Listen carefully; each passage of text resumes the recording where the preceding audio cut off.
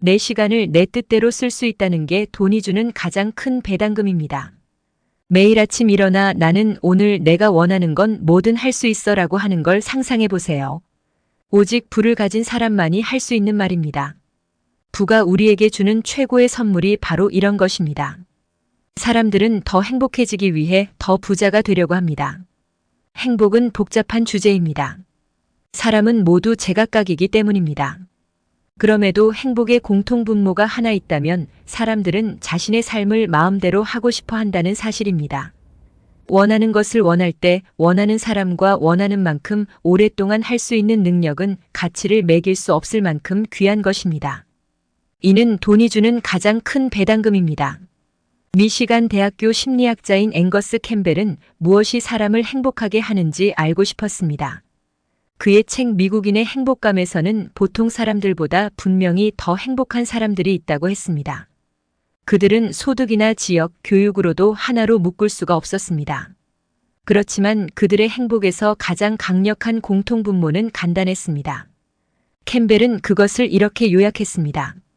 우리가 고려해온 어떤 객관적인 생활 조건보다 내 삶을 내 뜻대로 살고 있다는 강력한 느낌이 행복이라는 긍정적 감정의 가장 믿을 만한 예측 변수였다. 돈이 가지고 있는 가장 큰 가치는 내 시간을 내 마음대로 쓸 수 있게 해준다는 점입니다. 돈이 있다는 것은 언제 무엇을 할지 나에게 더 많은 결정권이 생긴다는 뜻입니다. 돈이 있으면 독립성과 자율성이 조금씩 쌓여갑니다. 구체적으로 부를 갖는다는 것은 어떤 의미일까요? 어느 정도의 부는 내가 아플 때 빈털터리가 되는 일 없이 며칠 일을 쉴 수 있다는 뜻입니다. 지금 이게 가능하지 않은 사람에게는 큰 의미가 있는 일입니다. 부가 그보다 조금 더 있다면 해고가 되더라도 좀 더 기다릴 수 있을 것입니다.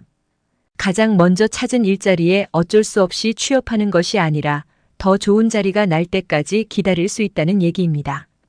부가 많다는 건 월급이 좀 낮더라도 시간 조정이 자유로운 일자리를 구할 수 있다는 뜻입니다. 통근 시간이 더 짧은 곳을 택할 수도 있을 것입니다. 이처럼 돈으로 시간과 선택권을 살 수 있다는 건 어지간한 사치품과는 비교할 수 없을 만큼 큰 가치입니다. 펜실베니아 대학교 마케팅 담당 교수 조나 버거는 다음과 같이 말했습니다. 사람들은 자신에게 통제권이 있다고 느끼고 싶어 한다. 다시 말해 운전석에 앉고 싶어 한다. 우리가 사람들에게 뭔가를 시키려고 하면 그들은 힘을 뺏긴 기분을 느낀다. 스스로 선택을 내렸다기보다 우리가 그들의 선택을 대신 내려주었다고 느낀다. 그래서 원래는 기꺼이 하려고 했던 일조차 싫다고 하거나 다른 짓을 한다. 미국은 세계 역사상 가장 부유한 국가입니다. 그러나 부나 소득이 훨씬 낮았던 1950년대에 비해 지금의 미국인이 평균적으로 더 행복하다는 증거는 없습니다. 중위계층을 기준으로 물가 상승률을 감안해도 마찬가지입니다. 갤럽에서 2019년 140개국 15만 명을 대상으로 한 설문조사 결과를 보면 전날 많은 걱정을 했다고 말한 미국인이 45%였습니다. 전 세계 평균은 39%였습니다.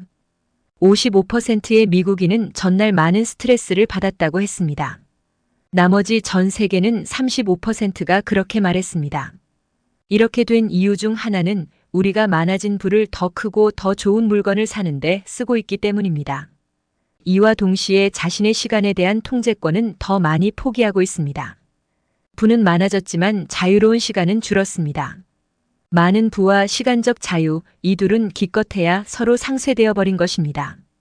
물가 상승률을 조정한 1955년 중위 가구 소득은 29,000달러였습니다. 2019년에는 62,000달러를 살짝 넘었습니다. 우리는 이런 부를 이용해 1950년대 중위계층 미국인들은 상상하지 못한 삶을 살고 있습니다. 2018년 미국의 중위 수준 주택은 1950년대 주택에 비해 2.5배나 넓어졌습니다. 오늘날 미국의 평균적인 신축주택은 주거인 수보다 더 많은 수의 욕실을 갖추고 있습니다. 자동차는 더 빠르고 효율적으로 발전했고 TV는 더 저렴하고 선명해졌습니다. 그럼에도 지금 우리 삶은 그다지 나아진 것처럼 보이지 않습니다. 이유는 직장과 관련이 있습니다. 1870년에는 전체 직업 중 46%가 농업 관련이었고 35%는 수공업이나 제조업 관련이었습니다. 사람의 두뇌에 의존하는 직업은 거의 없었습니다. 사람들은 생각을 한 게 아니라 노동을 했습니다. 중간에 끼어드는 것도 없었으며 일은 눈에 보이고 손에 잡히는 구체적인 것이었습니다. 지금은 그렇지 않습니다. 이제는 38%의 직업이 매니저, 관료, 전문직으로 분류됩니다. 이 직업들은 의사결정을 내리는 일을 합니다. 또 다른 41%는 서비스직입니다. 서비스직은 행동 못지않게 생각에도 많이 의존합니다. 이 말은 곧 퇴근을 하고 직장을 나선 후에도 하루가 끝나지 않는다는 뜻입니다. 우리는 끊임없이 머릿속으로 일하고 있기 때문에 마치 일이 끝없이 계속되는 듯한 느낌을 받습니다. 오늘날 많은 사람들은 머리가 곧 도구이므로 도구를 어딘가에 두고 오는 법이 없습니다. 출퇴근 길에도 저녁을 준비할 때도 아이들을 재울 때도 새벽 3시에 스트레스로 잠에서 깼을 때도 프로젝트를 생각합니다. 1950년대 사람들보다 근무 시간이 줄었을지는 몰라도 느낌상으로는 하루 24시간 일주일 내내 일하는 기분입니다. 앞선 세대에 비해 시간에 대한 통제권은 상대적으로 약화되었습니다. 하지만 앞에서 본 것처럼 자신의 시간을 마음대로 쓰는 것은 행복에 가장 큰 영향을 미칩니다. 사람들이 평균적으로 더 부자가 되었음에도 그다지 더 행복해졌다고 느끼지 않는 게 놀랍지는 않습니다. 그래서 우리는 어떻게 해야 할까요? 해결하기 쉬운 문제는 아닙니다. 사람마다 경우가 다르기 때문입니다. 노인학 연구자 칼 필레먼은 그의 책 이 모든 걸 처음부터 알았더라면에서 미국에 사는 노인 1000명을 인터뷰했습니다. 노인들로부터 수십 년 인생 경험을 통해 배운 교훈이 무엇인지 알아본 것입니다. 행복해지기 위해 최대한 열심히 일해서 원하는 물건을 살 돈을 벌어야 한다고 말한 사람은 1000명 중 단 한 명도 없었습니다. 그들이 실제로 중요하게 생각한 것은 우정을 나누는 것, 개인의 안위보다 더 큰 뜻을 위한 일에 참여하는 것, 자녀와 좋은 시간을 보내는 것 등이었습니다. 모든 것을 다 겪어본 사람들이 주는 교훈을 새겨 들읍시다. 내 시간을 내 뜻대로 쓸 수 있다는 것이 돈이 주는 가장 큰 배당금입니다. 오늘 이야기는 돈의 심리학에서 가지고 왔습니다. 이 책을 꼭 읽어보시기를 권유드립니다.